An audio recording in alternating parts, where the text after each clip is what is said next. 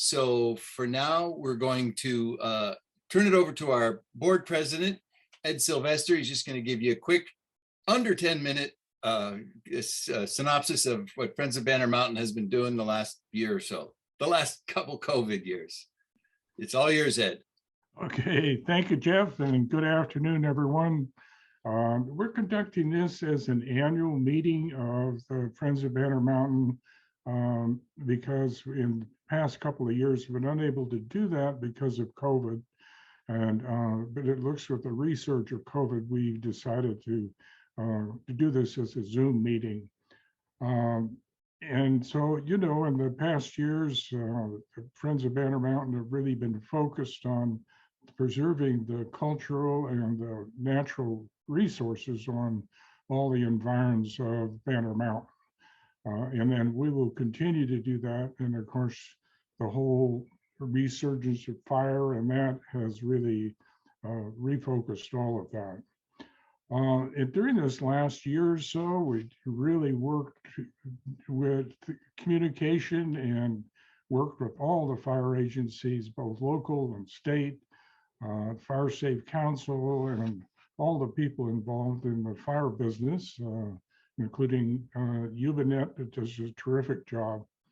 And one of the real focuses in trying to pull people, getting them informed, and for a lot of reasons, we've tried to put together the neighborhoods so that rather than just some big macro scale, if we can confine it down to streets and neighborhoods, and that's been very effective. Ann Wrestling's really promoted a lot of that and been successful, and hopefully we'll be able to continue to do that and get more information out. You know, the whole focus has to be on notifying people when there's an incident and giving them an opportunity to find their evacuation routes and all that goes with it.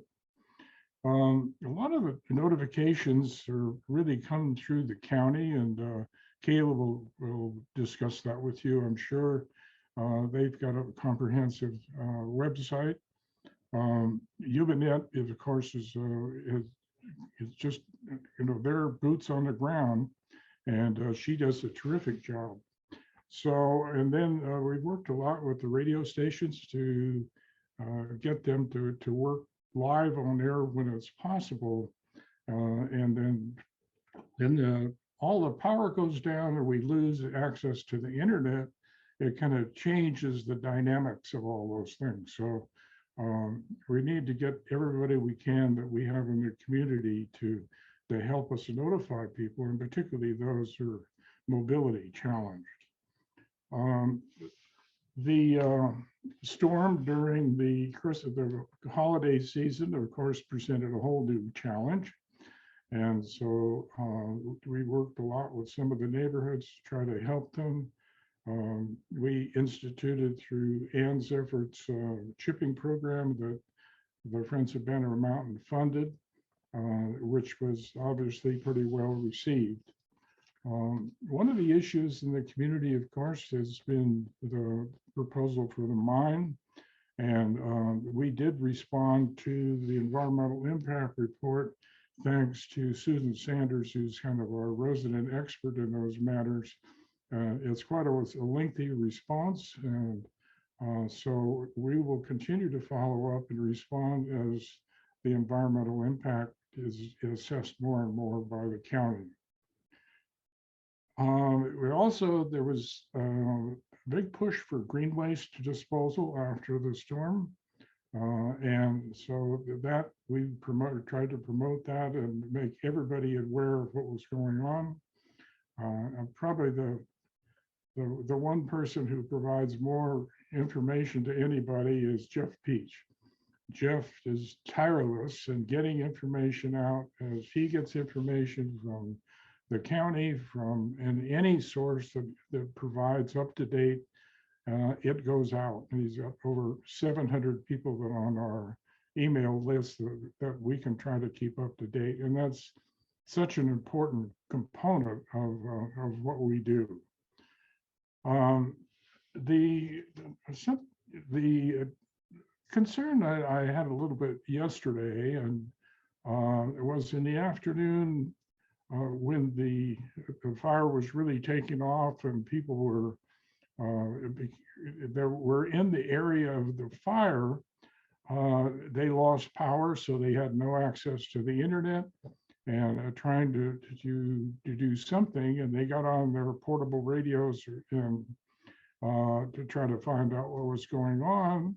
And but the thing that was really concerning is that we had phone calls at the radio stations, people asking what their fire zone was, or did you know what their fire zone was?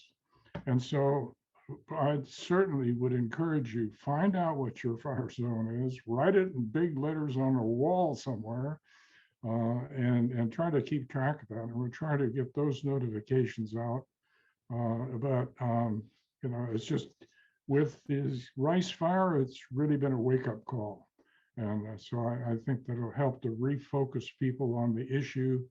It's been a long time. We kind of get the same message going, but this is reality out there, my friends. In the year ahead, we're going to continue to work on notification through all of the agencies. And I think that we'll get closer and closer as everybody readily starts consolidating some of their organizations. And the other issue is evacuation routes, to let people know and try to look at that. And Caleb's going to speak to that. And I think that's really a big issue. So I think that's kind of an update. Your organization will continue to work to try to protect Banner Mountain. If we'd encourage you to join if you're not a member, and you can see on our website both some of the current things that we're doing and who your board members are. So, all right, Jeff, I'll turn it back to you. Fabulous. And one thing that Gail and I did with the zone is because it is just a little number, I actually put it on my phone. Like I have a clear case, so I just stuck it on a little piece of paper behind my clear case. So it's always on my phone in the back. I can flip it over and check my zone right there. So if you can get it onto your phone, that's really helpful. Onto your phone in a visual way, so to speak. Next up, we have Caleb Dardick. I've been working with Caleb for a couple of years now. He's a great speaker. He's the assistant CEO. Caleb, is that right? Yes, thank you. Yes.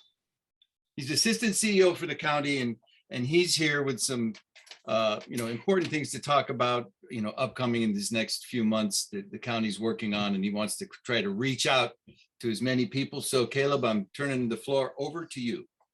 Jeff, thank you. I really appreciate the opportunity. And I know we are limited for time, but I think we still have about 20 to 30 minutes total for present and question and answers. Yeah, we're actually about 3 minutes ahead of schedule, so that's a good thing. I won't waste it. Yeah, what a privilege to be presenting to the Friends of Banner tonight. I look at all the names and recognize probably 2/3 of the names here, and so it's really impressive community coming together. And I think we've seen what a big difference this is making in terms of fire preparedness, this level of community engagement. So I have been working for the county for just under 3 years and focusing on a number of public policy issues, priorities of the Board of Supervisors, but primarily around wildfire preparedness and engaging groups like yours in what your priorities are and how we can find longer-term sustainable solutions. So it's not usual that we would be in the middle of a fire, which is such an urgent on-the-ground moment, but be talking about the future and what we're going to do about it. So but it does seem in some ways timely. So I do have a short PowerPoint, and I welcome all of your questions, and I put my email in for follow-up communication afterwards. So let me go ahead and share my screen. And Jeff, if you could give me a thumbs up if you can see it. Perfect, thank you. So everyone is familiar with Ready Nevada County and the communication effort that's really been focused on individual preparedness, right? Defend your home, go bags, find your friends, find your five, know your zone, which you're just talking about, all that sort of thing. So what I want to talk about tonight is for those of you who are, thinking, what is the county's role? what should the county be prioritizing? Obviously, we can't do everything, and we know that, but where should we be putting our energy? And then once we've done that prioritization, how do we fund it? Where are the sustainable resources? So let me go advance this slide. So I'm not going to spend a lot of time telling you what you already know, which is that things have really changed. We are seeing mega storms in California, firestorms, but it's not just fire. It's the big winter storm that we just had. It's the fact that we've had years of prolonged drought, which is having an impact, and that we are experiencing climate change. And this requires us as a county and as a community to be well prepared for any type of disaster. I think we all either experienced or had friends who were impacted by the winter storm. Real wake-up call, right? To have all these same issues about communication and access that we worry about with a fire happening with snow. This wheel comes from CAL FIRE, and it's a really alarming. It looks at the 20 most destructive fires in California, and you'll see it sort of at 12 o'clock. There were two major fires in between 1932 and 1999. The 7 of the 20 most destructive fires have happened in the last 2 years. So we're seeing huge fires, and they are happening in Northern California in terrain not unlike ours, with topography and fuel loads not unlike ours. And of course, we know that 92% of our residential households are living in high hazard zones, according to CAL FIRE. So this is an issue that is real, and that's of course why we're all meeting as we have in these type of groups and tonight. So again, we have been doing quite a bit of community outreach and engagement, large and small, and lots of great ideas. But if I were to summarize, what we hear most frequently is we need to do more to prevent wildfires. We have to reduce the fuel load, the flammable brush. Certainly in conversations with people on Banner, improving evacuation routes, improving emergency communication, early warning systems. We get a lot of calls, people concerned about illegal campfires and the issues around, many unhoused people who, for all kinds of reasons and not understanding, but there's still a severe fire risk from people living in the woods. And then just the economic challenge of bringing, really creating defensible space on your personal property. And if you're on a fixed income or low income, it could be almost untenable to do some of this work. So trying to figure out how we can assist. And I think everyone has probably been following the county's incredible track record, in my opinion, of getting grants. And we've brought in millions of grants over the last couple of years, but those of us who've been in the public world know that grant cycles ebb and flow, and you can't plan, you never stop going after them, but you can't plan your entire emergency preparedness operation around grant funding. Let me go to the next slide. So again, the type of things that we're hearing is the community wants to see the county doing much more to remove flammable brush along evacuation routes. I mean, just in Nevada County, 560 miles of roads are county maintained. Over 1,500 are non-county maintained roads. But even on the county maintained roads, we've been clearing the roadside brush, sort of the 10, 10, and 15, right? 10 out, 15 up, on an 8 to 11 year cycle. So unless you have slower growing brush than I do off Ridge Road, you know that the brush comes back every 3 to 5 years. We have to be on top of it. We have to be protecting our critical infrastructure, hospitals, community communication towers. And with so many of us recreating and so many visitors coming, we need to make sure that our trails, parks, and camping areas are also fire safe.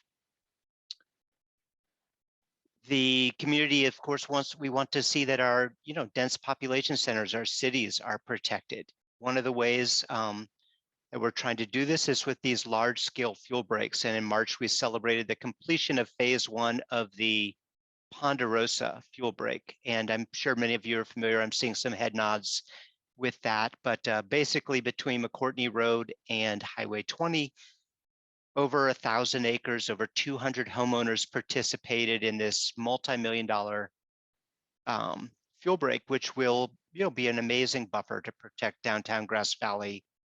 This is just one of 8 that CAL FIRE has identified for Western Nevada County. There's another 9,000 acres identified for Eastern County that need to be put in. And then, of course, once you do this, you have to maintain it in perpetuity. So we need to be thinking about how do we create more and more of these large-scale fuel breaks, and how do we maintain them? I alluded to this already, the issue of defensible space. We have a handful of inspectors. We work closely with Fire Safe Council and their advisors. And we know that the more people who get the message, that it's 70 to 90% of those people will do the right thing. And so education is the main part that we have to do, especially people want to know exactly what to do at their home. Every piece of property is different. We don't want people destroying habitat, or, we want people to make good choices. So that education has to be expanded, but also inspection, enforcement, and in some cases abatement, because we all have at least one recalcitrant neighbor who at some point, we can't do all this work and have one person continue to be a threat. And then providing grants and for low-income seniors and people with disabilities.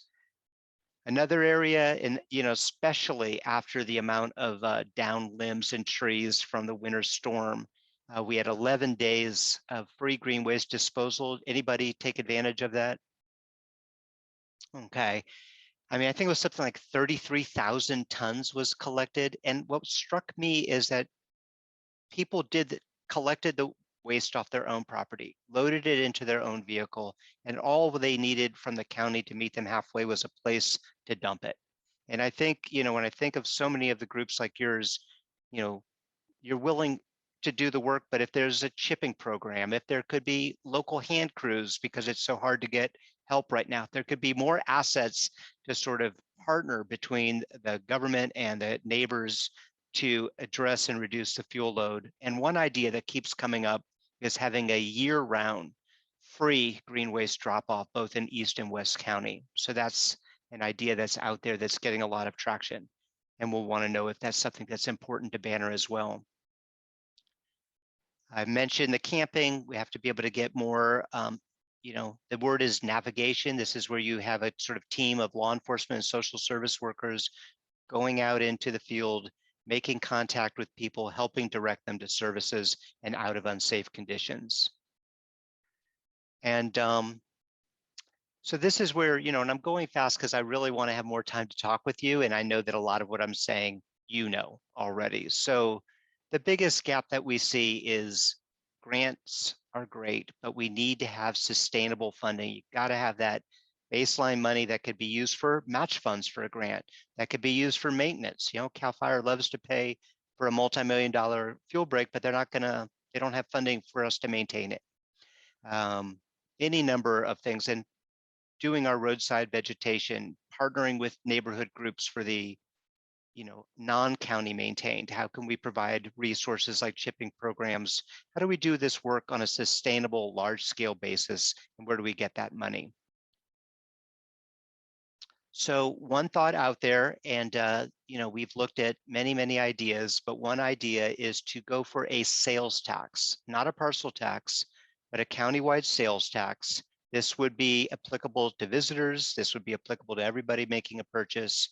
Adding a half cent would bring in $12 million a year, which could then be used for, and this is sort of the FEMA wheel: mitigation, preparedness, response, recovery, prevention, preparedness, all of the sort of things that we know need to be done, and that all are important parts of it. Although we'd like to see the lion's share of any funding, 65% or more, go into mitigation, because we feel that reducing the fuel load is such a critical piece of this. So what we're, as staff, preparing as a recommendation to bring to the Board of Supervisors later this summer would be a recommendation for them to put on the ballot, and the Board of Supervisors can put an item on the ballot for November. We're tentatively calling it a wildfire prevention, emergency service, and disaster readiness measure, half cent. This would be locally controlled, citizen oversight and regular audits to ensure transparency and accountability and put it on the November 8th ballot. We have done our due diligence and contracted with a professional pollster. This took place last October. And what we found is when people heard all the positives as well as all the negatives, 67% of likely voters did indicate their support for a measure like this. Now, if you look at this graph, the dark green is the definitely yes. But the light green is the group that really needs to be reached. So if this is something that the Friends of Banner thinks is a good idea, we'll really need to, in subsequent conversations, talk about how do we mobilize and educate and get the information out so that people are would understand the benefits and how this would work so that they would be inclined to support it. So we still have time, another month at least, before we go to the Board of Supervisors. So we are definitely looking for input. We are also looking for your priorities. We put together a survey at this URL, readynevadacounty.org/future.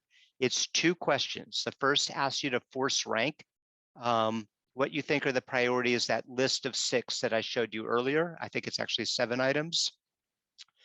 And then the second is an open-ended, what do you think are the priorities? We've received almost 800 already, and more than half of the people have taken the time to write their own statement. And it's reinforcing what we're hearing. Some of those little pull quotes that you saw in yellow on my slides were quotes from people who've taken the survey. And I strongly encourage those of you on the call tonight to do it. And then if you're comfortable using your list of 700 to encourage everyone else to take it as well. So I believe that is my last slide. I will stop sharing so I can see all of you. I think at this point, we were going to take questions in the chat, but there's just a couple things that have come up there. I think we can take questions live. We're ahead of schedule. So if anybody would like to ask a question, just make sure you unmute and then speak clearly, and Caleb will hear the question and we can answer it. And I'll kick it off. Did you say you wanted letters of support if you're in support of it? Was that what you were saying? 2 things. The survey, the readynevadacounty.org/future. I'm encouraging people to do that as individuals. Okay. We have been asking neighborhood groups to send 1 letter, and we've had a number of groups like the Greenhorn Group, Greenhorn Firewise Community, the San Juan Ridge Taxpayers. There have been a few others who have actually consolidated and written 1 letter on behalf of the organization, not necessarily about the tax measure, but about their priorities. And that would be welcome. And that would be emailed to me and addressed to my boss, Allison Lehman. Really helpful to have that leadership statement as well. And so I would welcome that from Friends of Banner too. I think it really helps, and we would inform the board, and there would be, documentation. And I can show you what some of the other groups have done, but some of them have been 5 points, 7 points, but top level, this is what our community would like to see the board focus on. And I think a group as large as yours, that would be a powerful statement.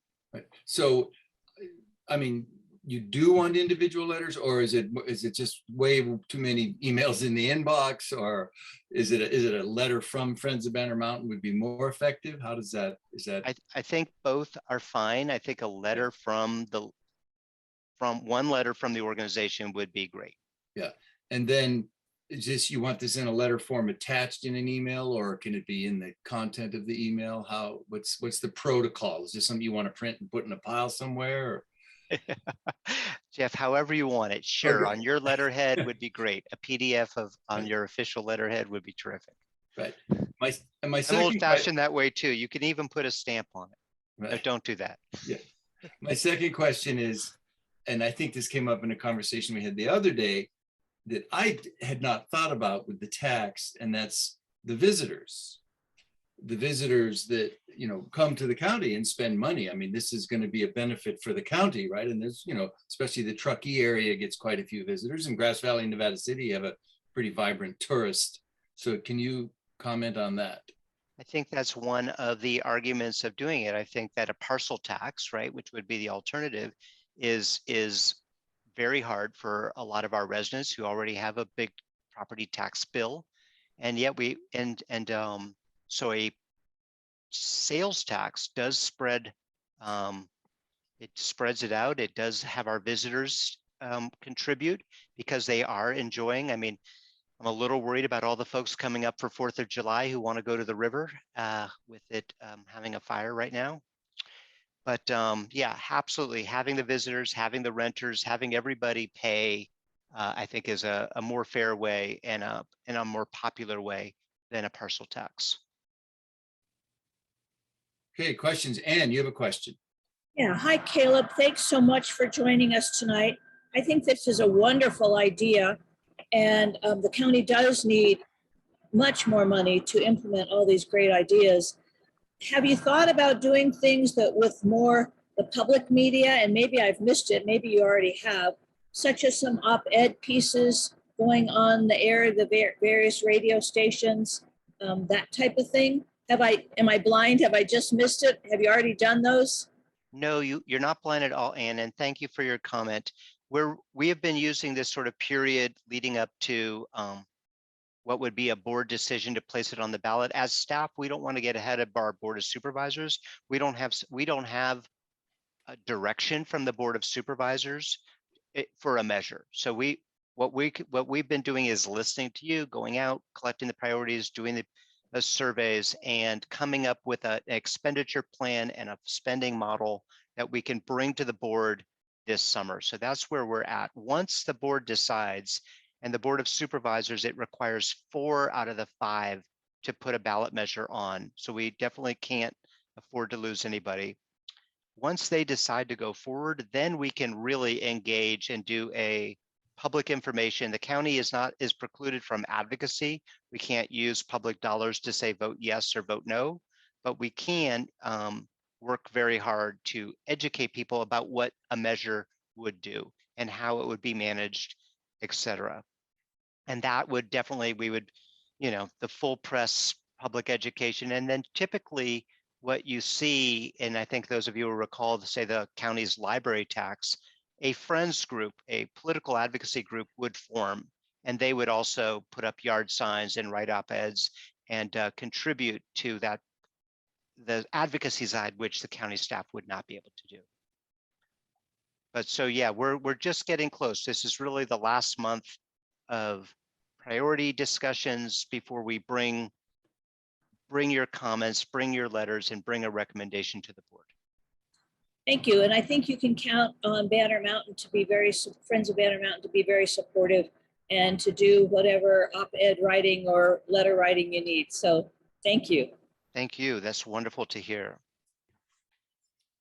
Does anyone else have a question? Hi, Caleb. This is Tom Quinn. How you doing? Hello, Tom.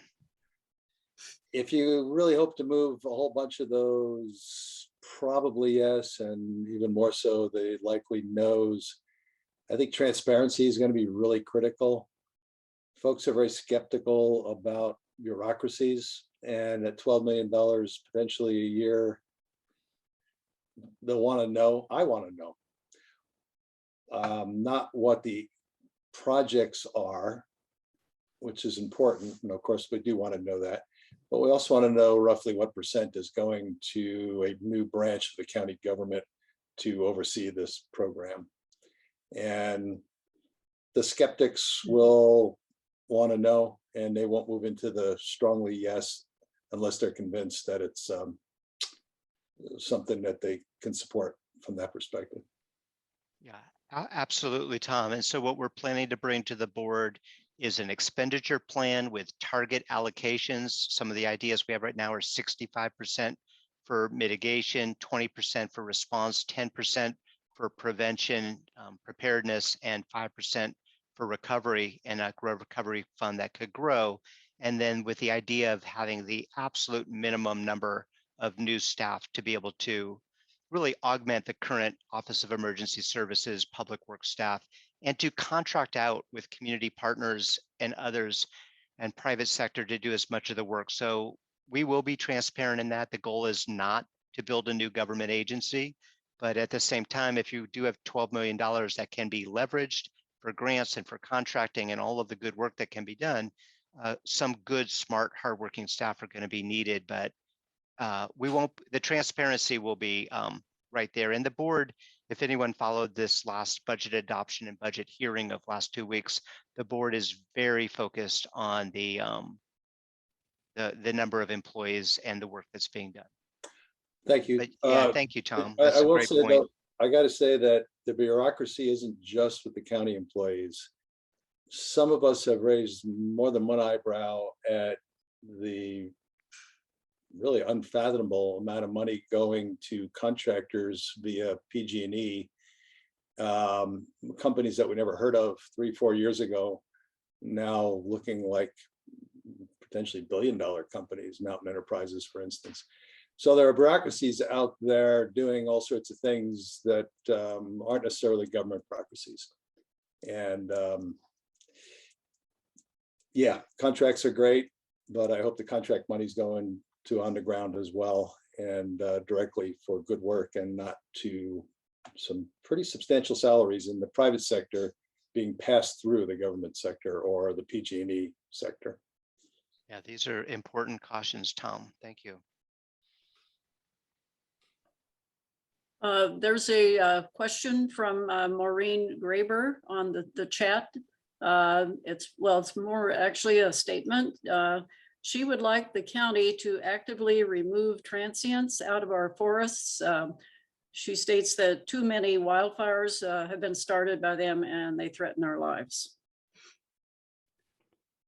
Yeah, very important comment, and certainly one that people are very concerned about. And I think one of the strategies that the county has used successfully and wants to be able to expand is the type of program, very compassionate program, that mixes law enforcement with social service providers, that does the direct outreach and really helps get people into services and out of unsafe conditions. And I did notice in the chat that Supervisor Hall is here, and I certainly welcome anything that she has to add. Thanks, Caleb. Yes, I just want to make sure that we just passed our budget for the year. We have lots of conversation about personnel and contracts. And I put my email up there. I can also put my phone number. Anyone who wants to just call me or email me and just have a one-on-one conversation about how we make our funding and budget decisions, where we're putting our money and why, I'd be more than happy to talk to you. It is complicated, but I love hearing your ideas and getting input from folks. And so please reach out to me about any budget questions you have. On the homelessness issue, we just heard an almost 2-hour presentation about our homeless plan at our last meeting yesterday. We have actually 2 teams right now, a home team and a heart team, both of which meet regularly around cases. And the home team specifically, which we're standing up a second one, goes out into the woods and meets our homeless population where they are and works hard to bring them into the system. So it would be super helpful to us if you see campers or groups or folks in the woods to let us know. We will send someone out if we aren't already aware of it. So just make sure, again, contact me, contact us with any issues like that you might have.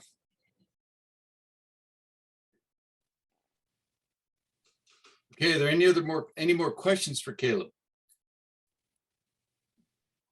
I have one final comment, Caleb, and that is, you might have mentioned this, but I'd like to hear it again, the timeline of this again.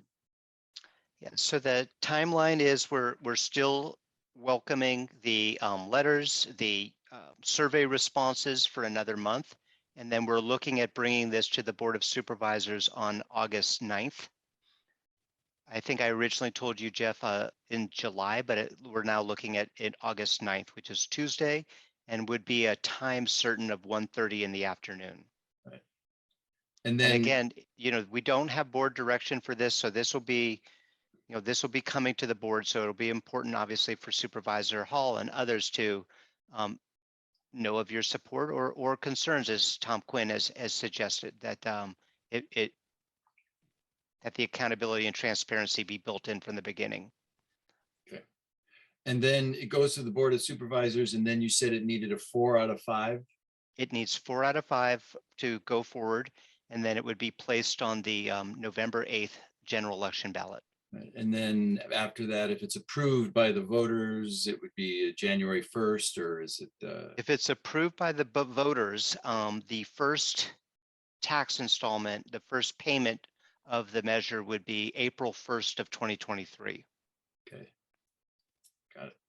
And then one last comment I'd like you to speak on is, and I think Tom sort of addressed this, but you know, we have different areas. We have the cities, we have Truckee, we have South County. I mean, this would all be part of the plan, the program to oversee this, is how these funds are quote unquote allocated, I guess. I mean, is there anything you can say about that? It's really important to every group, you know, that there be regional equity. And so to ensure that, we're going to set up a technical advisory committee, and that will be people who are experts in the field of emergency services, fire, social service, et cetera, to really help guide the recommendations and the program. And the program would come as a package to the Board of Supervisors every year as part of their annual budget. And so there'd be a great deal of transparency, a lot of experts weighing in to make sure that the projects were sound and also were benefiting the entire county. Great. All right, well, thank you, Caleb. And we'll send out a email after this, and I'll put Caleb's contact in there. So if you have more questions, something you think of later, you can certainly address Caleb and talk to him about that. So thanks a lot, Caleb. That was great. Jeff, thank you so much. And thank you for giving the time tonight. And I will put the URL for the survey in the chat too. Got it. And thank you for all you're doing to bring the community together. Okay, thanks, Caleb. Next up, I forgot, it was right in front of me, to introduce Patrick Mason, and then he put a note in the chat that he has to go to another meeting. But for those of you that have been around a long time, you know that we are Consolidated Fire is our fire department, and Terry McMahon has been our fire marshal forever, and he recently retired just a few weeks ago. And so now Patrick Mason is our new fire marshal. So if you get a chance, you know, if you see him around town or if he comes out to your place, you see him, he's the new guy at Consolidated, the fire marshal. So I meant to introduce him and missed it. He had to go to a meeting, so my bad. Next up, we have Mark Triolo. Mark is involved with the Amateur Radio Emergency Services of Nevada County. And I've seen him present a few times, and he's got some great things to say about amateur radio. We've all been concerned about communicating, especially when power goes down and cell phone service goes down. So Mark, I turn it over to you. Thanks, Jeff. And thank you everyone for having me. Let me share my screen. Can everybody hear me okay? Jeff? Yep. Good, okay. Okay, and let me start this. Great, can you see the slides, Jeff? Looks good, looks good. Okay, great. Again, thanks for having me. I'm Mark Triolo, and tonight I'm representing the Nevada County Amateur Radio Emergency Services Group. I'll explain what that is in just a minute. And my talk again is on Neighborhood Radio Watch, our advisory program, which is intended to bring neighborhoods up to speed on how they can use radios as a backup to regular communications during a fire or other incident. And we'll talk more about how, I'll expand on that quite a bit as we move forward through this. So in terms of agenda for tonight, Mark, you're not on the screen. we dropped to number 2 here. I will explain who we are. We'll talk a little bit about why radio backup is important. And this is probably the most important part of the entire conversation. If you remember nothing else, this is really the hot spot. If you believe that we may lose our regular communications, then this presentation is something you really want to listen to. So Mark, your screen didn't advance. Sorry? You didn't advance to the next slide if that's what you wanted to do. No, I haven't. I'm still on the agenda. Got it. Yeah. Well, we're not seeing the agenda though. Oh, you're not? No. Okay, I am. We still see, and we see it over on the sidebar, but we don't see it in the Nevada County. And we see the Nevada County, we see your title slide basically. So do I have to do something to make that happen? My experience is I don't if know. I just cycle through the slides, they automatically, Maybe just click on the sidebar on number 2 there. Your share screen is not, you need to switch it to Full screen. and then click on the screen so you can control it. run that by me again, Peter. Right down at the bottom, there's the full screen icon. There's the 3 icons and the little tiny ones. There's the square, the waffle, and then the, Not full while I'm screen. sharing, there isn't. I mean, on your computer, on your actual PowerPoint or whatever that is. Oh, well, I did go to sharing in terms. There you of- go. There you go. Okay, but That's, I just took it out of full screen mode. Is it not like full screen mode? it looks good. It looks fine. But Wait a now minute. we're seeing the agenda. Okay, yeah, it's something definitely wrong with the way Zoom is handling. full Yeah. screen. Well, Okay, welcome to Zoom. yeah. So again, let me go back here. So we're going to talk about who is Aries. As I said, number 3 is the most important part of this, which really has to do with, do you believe our regular communications infrastructure may go down during a serious event like a fire? So I'll talk about that for a moment because it's something that a lot of people haven't thought about. Then we'll talk about specifically what Aries is offering to do for the community in terms of our free service. I'll talk a little bit about what we're recommending, but only to kind of touch on that to give you a flavor. So, and then I will give my contact information so those that want to follow up can do that with me.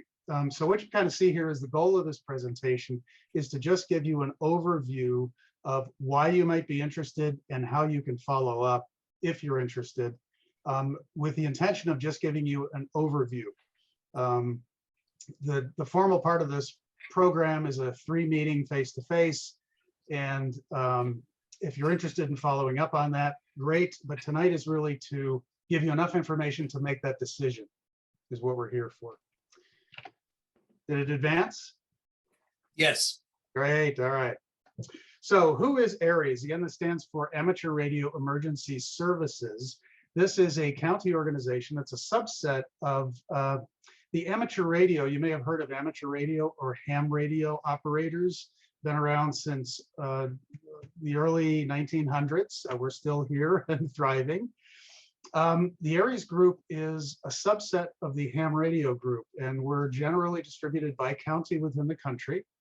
Our members are all licensed ham radio operators, licensed with the Federal Communications Commission. We provide services on a volunteer basis to the county and other served organizations. Many, if not most, of our members have passed FEMA classes like the 100, 700, 800, so we do have some training. And specifically in Nevada County, we have 2 formal relationships. These are actually written contracts with both the Red Cross and the Nevada County Office of Emergency Services. So we are obligated to provide both of them emergency backup communications during an event in the situation where they would require that. So that's kind of who we are. We're about 25 members strong here in the area, and I'm representing the group that has put this specific program together. This is a new program. It's not offered in many places around the country, but we elected to do it here. So what I had mentioned as kind of the big hot topic of the night is, why is this whole emergency backup system an important topic? We've all come to rely on our cell phones and the internet.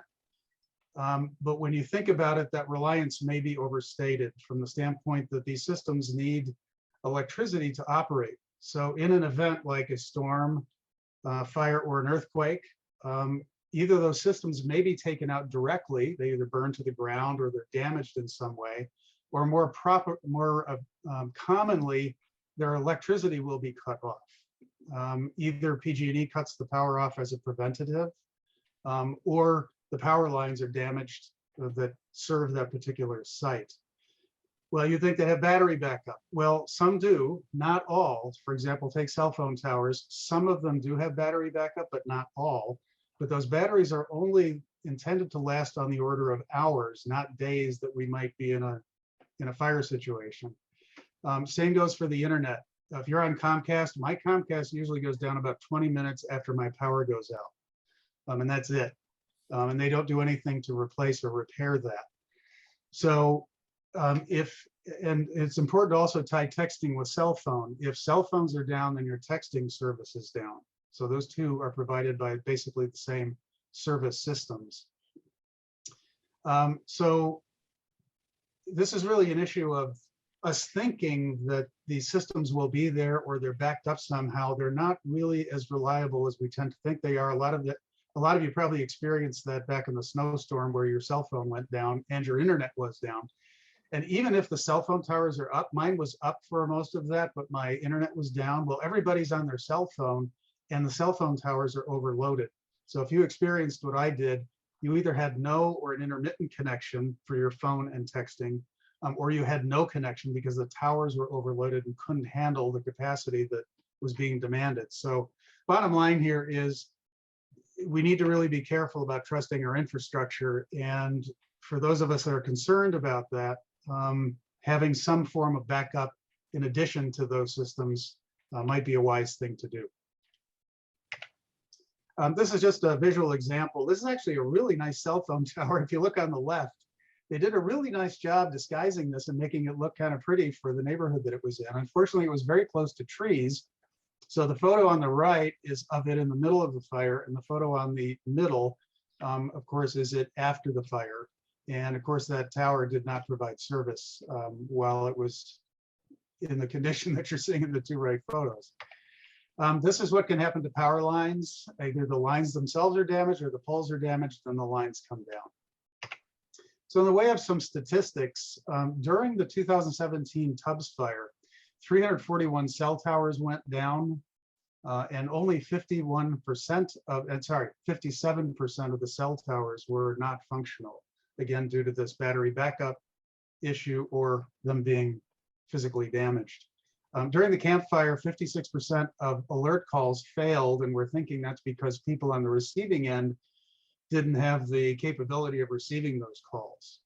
And I've just noted here that most cell towers do have a single point of electrical power. They don't have multiple paths. So if the one route in goes down, then they're down. So how could what this proposes is, do you want an additional backup system in the event you are still home, you have not evacuated yet, you're trying to make that decision, you're trying to understand what's happening with the fire, which way is the wind going, etc.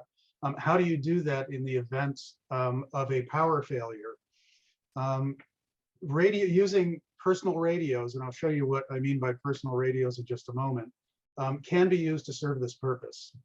And so we've kind of focused in on three uses, and those are the three bullets you see on this slide. Understand that we're here to customize to your needs. So we will take the requirements of your neighborhood and customize a plan around that. But look at these three as kind of a baseline, if you will.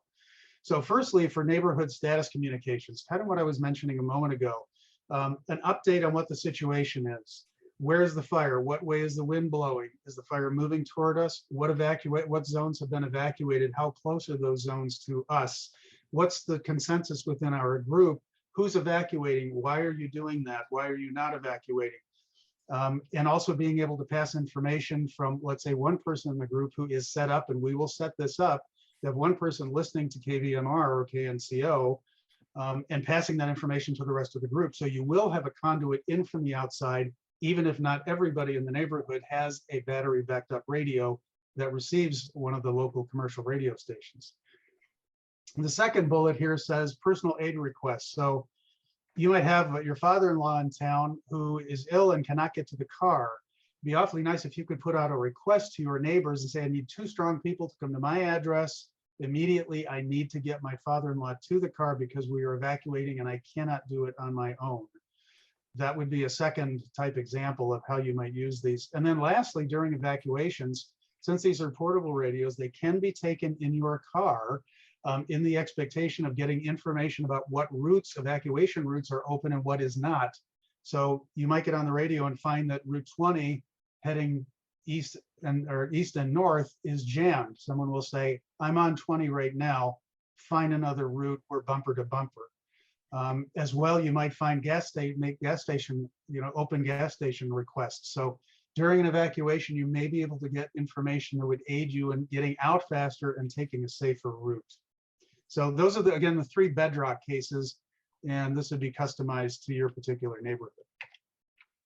So if you have an interest in pursuing this type of backup system, here's what our ARIES group is offering to do. And this is a completely free service. We get no compensation out of it whatsoever, not directly or indirectly. This is strictly a free service that we're offering as a volunteer organization. So what we're planning to do is set particular neighborhoods up, interested neighborhoods of hopefully between 5 and 20 homes. It can be significantly larger than that. We're working with UBET, for example, which is 700 properties. Not all of those will have radios, but 350 probably will at some point. We're breaking those down into smaller groups. So regardless of how large you are, don't be worried about this 5 to 20. That's kind of a zone size that would be ideal to break a neighborhood or a larger group down into so they can effectively communicate with each other. So we're hoping to find interesting neighborhoods between 5 and 20 homes. We will do 3 face-to-face meetings with you, an introductory, an in-depth, and then a hands-on, and leave you fully capable of communicating on your own within your group and feeling confident you know how to use the radios and you know how to talk to each other. And I should point out at this point, there is no technical know-how required. If you can use your cell phone and turn on your television, you can use these systems. There's also no requirement for any testing or that kind of thing. It does require a license, but that's just a fee. There is no testing. So there really is no technical hurdle here, and none of you should be worried, even if you're not technically inclined that way. So what do we do in these meetings? We are basically talking with your group about what needs you have and how can we build a radio system around those needs.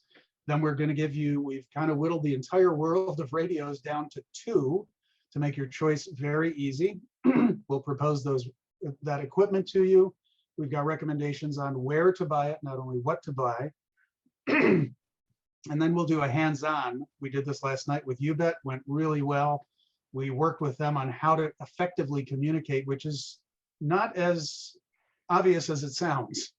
And so, again, those 3 meetings encompass everything from your group's particular needs through what kind of equipment do you need, how do you use it, and then practice that use and be confident enough in an emergency that you can use it even if you're not as calm as you might be during this meeting at this moment. So this is what we're offering. I had mentioned earlier, this is voluntarily created by us and there is no charge to the receiving organizations. We may be limited on resources. I'll talk about that later. But at this point, we've got enough resources to handle more. So if you're interested, please contact us. So again, I said I was going to give you a little touch for what we're recommending. And in terms of equipment, we're recommending the GMRS system. This is an FCC sanctioned radio system. Some of you may have heard of FRS, which stands for Family Radio System. These are the little walkie-talkies that people use at ski resorts. We're recommending the GMRS system, which stands for General Mobile Radio Service, which is basically a step above in terms of robustness above the FRS system. So these are walkie-talkies, but they're definitely more sophisticated, more robust. They have capabilities that we feel that you would want to have in an emergency if your life is depending on them. So I won't go into a lot more detail, but I wanted to get this on the table because a lot of people have been interested in FRS. We believe that GMRS is really the recommended path for an emergency situation where lives are on the line. This is an example of what the radios we're talking about look like. They're a handheld, you might call them a walkie-talkie. They're a pretty nice quality walkie-talkie, but that's basically it. So they can either be in your kitchen, they can go with you around the house on your belt, or they can go with you in the car. They're battery operated and the batteries can run for a number of days and be recharged. The cost of this system is either the radios are either $100 or $150 each, plus a $35 license fee to the government. So the commitment to this per family would be either roughly $135 or $185. And I know that can be significant for some people, which is why I mentioned earlier about the FRS walkie-talkies. Those can be had for less money than I'm talking about here, but we don't feel you'd want to put your life on the line with that level of kind of a toy walkie-talkie. So that this kind of gives you a flavor for the realm that we're in. One of the other reasons we're recommending GMRS are the items on this slide. This again is different from FRS. And that's not only are they higher reliability equipment, but they have more power. They're allowed to have external antennas, which gives you longer range. They have much longer battery life. They're repeater capable, and I will talk about what that is in a moment. And they have many more accessories available. So these are the reasons that we gravitated toward the GMRS system as opposed to the FRS system. For those that don't know what a repeater is, I'm not going to give you a huge lesson here, but our intention in general is to have each neighborhood communicate radio to radio, just one radio to the other. Where that is not possible, there is an alternate means. What's shown on this slide is two people with radios trying to communicate through a mountain. Radio waves don't travel too well through the earth, and so their signal is probably going to be blocked if they tried to contact directly. So what's done in these cases is what's called a repeater, which is a radio system is placed on top of the mountain. In this case, there's one on Banner that has a line of sight view to the surrounding areas. And the Banner repeater actually has a view of probably 30 miles in radius, almost 60 miles in diameter, surrounding Banner Mountain. So the signals, instead of then going through the earth, go from one radio up to the radio system and are retransmitted instantaneously down to the other radio. And then when the other person's talking on the right-hand side, they go from right to left and they move back and forth that way. So this basically puts everybody in a line of sight situation. So you're almost guaranteed to have contact, even if there are obstacles in the way. This would be a backup to our system and something we would want to get into on a very custom basis with you. I only mention it here in the event. I just wanted you to know that we have both means of using radios directly one-on-one, as well as using potential repeaters to allow communications within your particular group. So kind of in summary, we've done a couple of these. We have two specific neighborhoods who we have fully outfitted with radios. They are fully up and running, and we've completed our work with them, and that is the Greenhorn group and the UBET group. We have 8 other neighborhoods that we're in the process of working with, somewhere in that process that I described earlier. This is from a lady in Greenhorn who is extremely technically uncomfortable. And kind of her quote was, you know, Aries guidance for me, holding something I had never dealt with before, moved me from being unsure and awkward to how easy and effortless this is. And this is really a testimony to what I said. Please don't be bashful if you don't like techie gadgets. This is really easy to operate. The feedback we've had has been very, very positive. And at this point, we do have some excess capacity to take on additional neighborhoods. So in summary, if I leave you with nothing else, it's that our current infrastructure can go down. And it doesn't have to be an event. It can be when PG&E does a preventative power shutoff. Once that's off for a while, those cell and internet systems are down, even if there's not a fire, or even if the fire or event is still a distance away. And having this kind of communication, depending on your neighborhood, could make a difference between, you know, life and death. So if you're interested in getting in touch with us, please contact me directly, and I will work with our group to get the necessary resources for your neighborhood. Let me put this on the chat. So my email is marktriolo@gmail.com. And let me put this on the chat. Jeff, could you put that on the chat for me? I don't want to go back and take this page off the screen.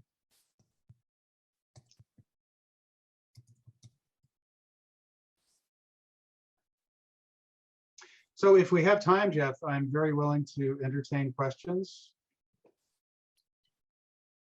Susan, Yes, we have one question from Ray Byers, and Ray wants to know, can these radios also receive AM radio signals such as KNCO?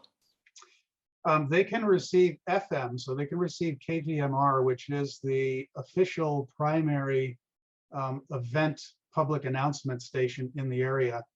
We're also setting them up to receive the sheriff, East and West County, CDF dispatch, and Grass Valley Police Dispatch, and that was the sheriff dispatch, both East and West. So between those channels. So it's basically like a scanner and a local neighborhood communications radio all built into one. So we're giving the option of moving between your neighborhood and these other resources to get information either from commercial radio or from dispatch from the organizations that are working the event. Okay, we have another question from Steve.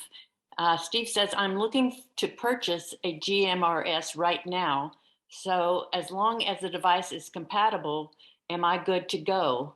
Or is there some special subtype I need to be aware of? Yeah, Steve, you might want to give me a call from only one standpoint, and that's any GMRS radio will work. However, due to our limited resources, we're only setting up to program, and we need to program these for you. So that when we hand the radio to you, all you have to do is turn on the volume button, the on-off volume button. That's literally it. But in order to do that programming, we had to have narrowed the types of radios down to just 2. We can't be prepared to do 100 different types. So if you buy one, very usable, perfectly usable radio, but if it's not one of the 2 we recommend, we probably will not be able to program it. You certainly could. There's nothing stopping you, but if you feel uncomfortable with doing that, you might want to talk with us about moving toward one of these other 2 that we can program for you.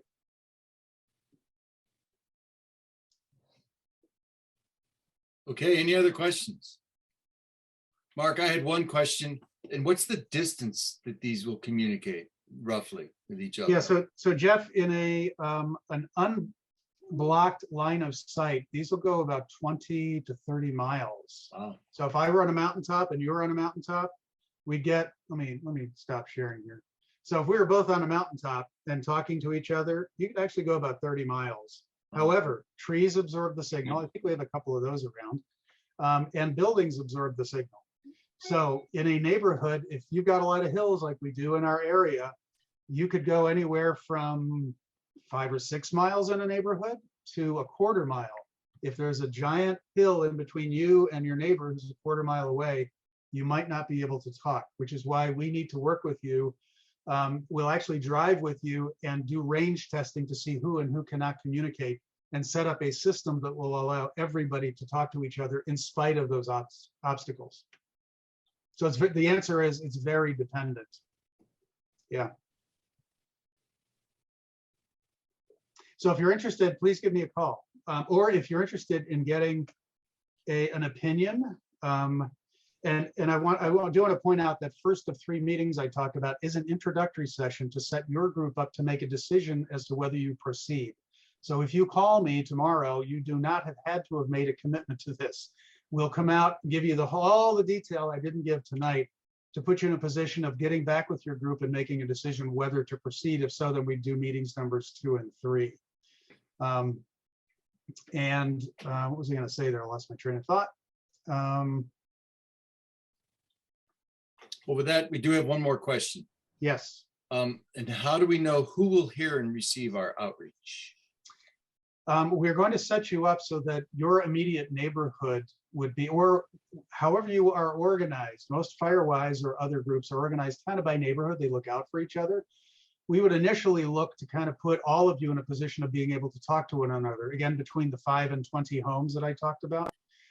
It doesn't have to be that simple. The UBET folks they're looking at actually having 17 neighborhoods within the UBET Firewise community, and all 17 of those would be managed by one person. And they will oversee all 17 of those zones and filter information down to the 17, and each of those 17s would have a lead where they're in one neighborhood, and that neighborhood zone would talk amongst themselves. So we can set this up in kind of a tiered structure. Again, it's totally based on your needs. It's fairly flexible. We can't necessarily do everything with inexpensive radios, but we can do a lot in terms of customizing it. So our first question to you is, what are you looking to do? Tell us from a communication standpoint, your neighborhood, restricted access, whatever the issues are, tell us what you feel you need, and then we will build a system around that. Got it. Yeah. So I think I was going to say earlier, please contact me if you'd like to talk more about this. I found doing a 20-minute conversation with you will let you determine whether this is something you want to pursue or not. So feel free to give me a call. With my email, I'll give you that information. We can have a brief conversation. Great. And we'll send out an email after this and within the next few days with a link to the video. Plus we'll put Mark's contact information and Caleb's contact information so that if you have further questions, you can get in touch with them. Hey, Jeff, can I ask Yeah. a question? Hey, Mark, man, thanks so much for joining us tonight. Some of our neighborhood folks purchased a little ham type radio called a bow thing, something like that. Right. Really inexpensive. It was like 35 bucks. And people bought it not knowing that they needed to be licensed, but they thought that they would be able to use that like a walkie-talkie. And so it was a cheap way to communicate. That's not one of the ones you're recommending. Not really, for two reasons. Firstly, a $35 radio is not the same as a $100 radio. In terms of, again, if you drop it, the batteries on the $35 radio are going to go dead in a handful of hours. The range on those won't be as good. They're open to interference. So if you wanted to leave it on your bedside during the middle of the night, it's going to wake you up because it's getting interference throughout the night. So that's the reason we evaluated all the alternatives and come to a next level up. The other thing with the Baofangs, as you point out, is a few years ago, they were manufacturing radios that were had the ability to operate illegally on certain radio channels. So they have fixed that since. So if you bought your radio within the last 6 months or so, it's probably legal and they will prevent you from operating on those inappropriate channels.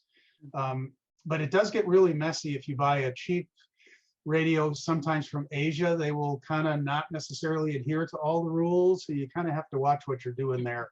You could make it difficult for other people who are working to the rules and set themselves up, for emergency communications. You might end up interfering with them. And so it's something we definitely want to talk about. But in a word, since we have limited resources, we had to kind of pick a spot, and we're having to operate at a level above the Baofangs. Thank you. Well, great, Mark. That was great. And you're very knowledgeable about this. And this is really great information. Thanks so much. Welcome. Thanks for having me. Yeah. Mark, this is Susan Lewin. We're looking forward to your presentation on Woodstock on Saturday. Thank you. I will see you there. Yes. Thanks, Susan. Okay.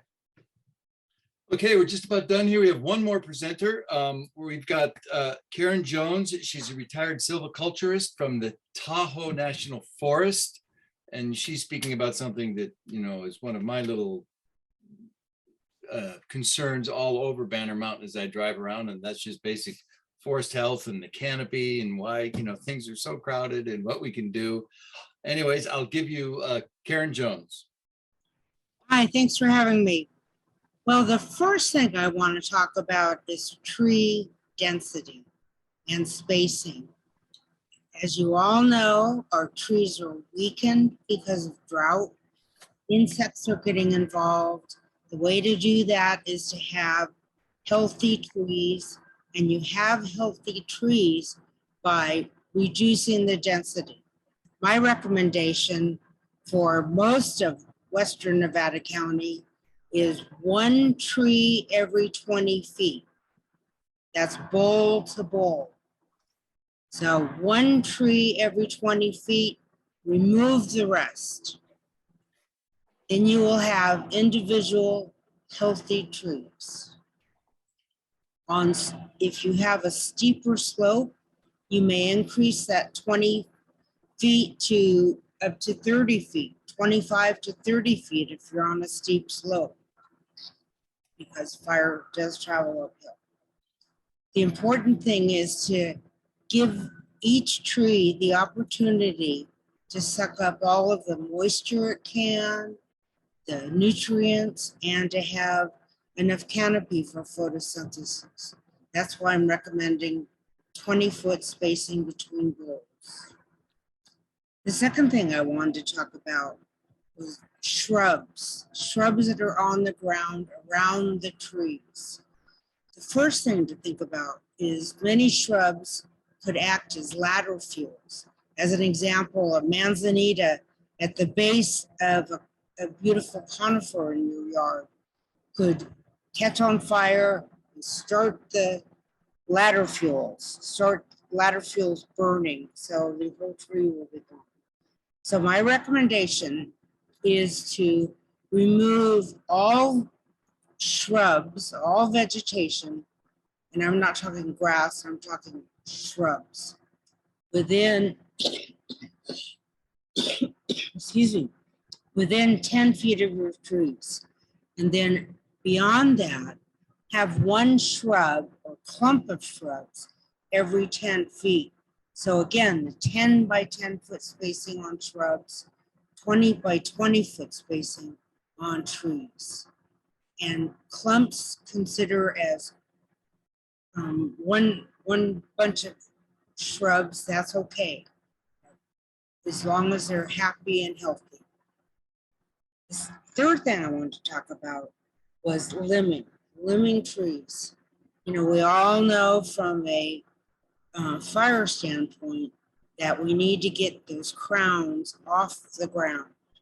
Basically, shrubs create flames that are 3 times the height of a shrub. So if you have a 3 foot tall shrub in your yard, you're going to have 9 foot flame rings. So the recommendation by the county through the Fire Safe Council and the state law is to have a 6 to 10 foot area where the tree is free of limbs.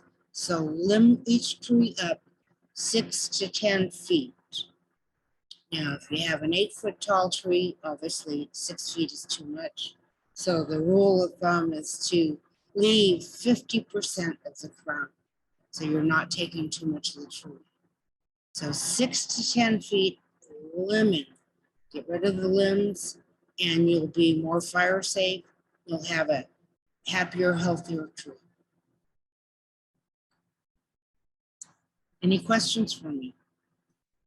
Yes. So what about if plants are irrigated? Let's say you've got a really nice lawn like Bob Hanna does, and you've got a tree, 15 feet from the house, and maybe there's some shrubs around, but they're really well irrigated. It's not a dry manzanita or just definitely green and moist. Let's put it that way. I would say irrigated puts it in a different category, and you're okay to have shrubs that are dense and whatever you want. If it's irrigated, it's good to go. Karen, this is Ann. I'm sitting right next to you, so everybody can't see me. But my question is, from a tree health standpoint, in addition to being fire safe, by thinning out your trees, what will that do to the trees or the shrubs, even the irrigated ones? How will that help? By thinning out the trees from a health standpoint of the individual tree or bush. Well, it gives the individual tree or bush more light, moisture, and nutrients. It's there to be able to suck up the moisture rather than fighting with its neighbor for the same moisture. So just more available moisture, nutrients, and light for the ground. Thank you.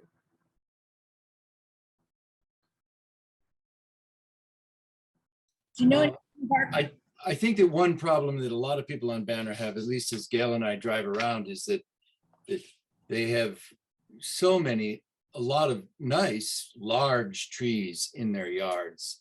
And a lot of them are like, I know up on Upper Red Dog, there's beautiful, gorgeous trees, there's houses, there's cars, there's telephone poles. I mean, there's really no question behind this. I drive around and I say, that's going to be quite a task to thin those trees out. I mean, there's nothing you can, a lot of them would need cranes, and it gets a huge expense to do that. So, and I think that's what a lot of people are facing, is that they should have done it 50 years ago when the tree was small, I guess. It is very expensive. And my recommendation would be to start near your house. Start within the first 30 feet, and then work out. Don't worry about the back 40 until you get the first 30 feet done. And then next you want to get that 100 feet done, and then move on from there. But just prioritize where you cut your trees. And it is very expensive. We've had work done and it's over $500 per tree. Ann was just saying that one of her trees may cost almost $2,000 to take down. It's very expensive. So prioritize where you cut. Start within the 30 feet and move out. Okay, any other questions for Karen?